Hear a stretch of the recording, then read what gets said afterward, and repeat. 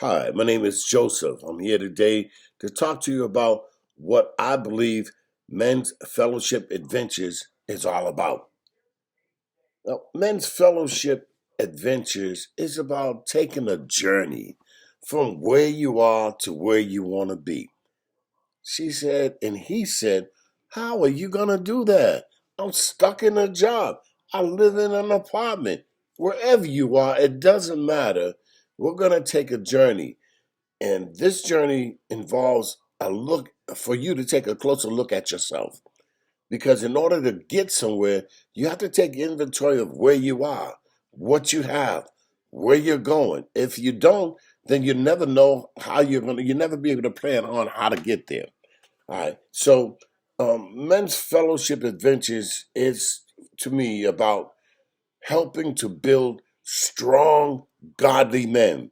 And the reason why I say strong, godly men is because I remember going to a church in Boston, my church, where I got saved. It's now called Jubilee. And you would see married couples, the man and the wife, going to church. The wife is always on fire, but the man is just going through the routine. Once a man knows what God has given him as far as the power has been given to man. Once a man understands and accept that and stand up and be responsible, then the power that comes from him is enough to make a woman respect him and appreciate him. He'll be a pillar in society where people will look up to him and admire him. Those are some of the qualities that a godly man has. Now, there's some in this for women too. During the whole podcast, I might mention something or during something else that is posted. But if you think about it, what they used to say, Harold Melvin in the Blue Notes, behind every great man is a woman. And it's true because the woman guides the man. Man falls in love. He falls in love. He's off the market now and he's hooked on this woman. And whatever that woman wants, that man will go out and get. I don't care if he has to work 10 jobs to do it. He's out there going to do something to please that woman. And so, women, you have to learn how to guide this man. I mean, we all went through a lot of bumps and bruises during our process in life, and there's a lot more, and thank God we overcame a few of them. But it's about learning from your past and then planning on where you're going in the future. Let me show you. All right. So, when men, in the beginning, God made man in his image. It tells you that in Genesis um, chapter 1. Let me see, verse 26. Let me read it for you. Then God said, let us make man in our image, in our likeness, so that they may rule over the fish in the sea and the birds in the air, over the livestock and all the wild animals, and over all the creatures that move along the ground. So God made man in his image. What people don't realize is that, well, I don't know, you might know, but some people don't understand that if you were made in the image of God, then you can kind of create things. You look in a little further in the script in the Genesis, you'll see that God had brought all the animals and creatures before Adam, and whatever Adam named those creatures, that is what they were. So basically, I think Adam was learning how to call things or use his words to create things. We do the same thing with our words. We say, I'm going to get a job. Or some people say, I'm never going to be able to get a job. Well, you have what you say. So discipline comes when you learn how to use your words the right way.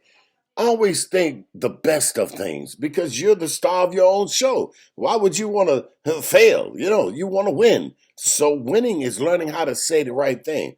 I'm going to get a job today, baby. Oh, I'm going to get a raise next week. I'm working hard, to get this production out. I got this thing mapped out on my calendar that on this day I'm going to do this, I'm going to do that, I'm going to do this. You see, when you think and act like that, it's easier for the atmosphere, the universe. It's easier for the angels that are here with you to go get those things. In fact, you do have angels, and all you have to do is put them to work. That's a later story. But here we are. We all have the same 24 hours a day. What are you doing with your 24 hours? Well, I think I'm going to lay down and watch TV all day. My shows are on. I'm going to drink until I pass out. Yeah. And then other people, they do different things with their time. You got the studious people I used to do this myself. Every moment of the day, I had it planned out. From 9 to 10, I worked out. From 10 to 11, I went to 11 to 12. I had it all planned out. Some people do that. It's a nice thing because at the end of the day, you're going to reach the goal that you set for yourself. We all have the same 24-hour clock. Now, let's think about this. If you have the 24-hour clock and you only put 1 hour toward getting a better job, at least you put an hour to it, for sure. But if the other 23 hours is doing things contrary to your victory, then you got to change a few things. Like a lot of guys, we just hang out, baby. I'm just hanging out. I'm going to play ball. You're there 4 or 5 hours. Ain't nothing wrong with exercise. You have to have a schedule. You have 24 hours. Let's use today. Today is the 2nd of December, 2023. We can go 3 months down the road from this point here. We talked about credit. You looked at your credit report, right? In 3 months, tell me what your credit score is. Is it better? Well, if you keep working toward cleaning it, it'll get better. You keep saying, yeah, I'm cleaning my credit report. I'm getting ready to buy a house. You see what I'm saying? You're projecting what you want. I had a conversation today with I drive for Lyft and Uber. I had a conversation, and I wish I could record some of those because some of the best examples come when I'm talking to someone face to face. Anyway, I was talking to this person. I think it was a girl, and I was talking about men's fellowship adventures, and I was explaining to her how I was looking to help men stand up in their rightful position. Because, when you understand who you are as a man, you don't steal, you don't lie, you don't cheat, because you can get everything with work, with, tenacity, with planning. Yeah.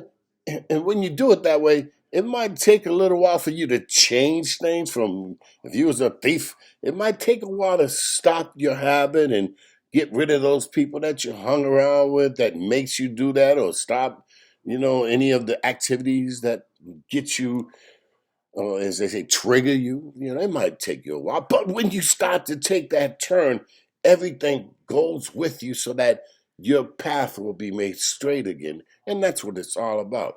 We had this discussion, though, and I was telling her about men's fellowship adventures, and I was talking about godly men.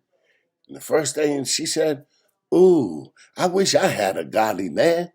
I've been having bad luck with this one, this one, that one, abuse, alcoholics, thieves, jailbirds. I'm like, wow, why did you let them in your life? And she didn't answer that one. But anyway, we already know.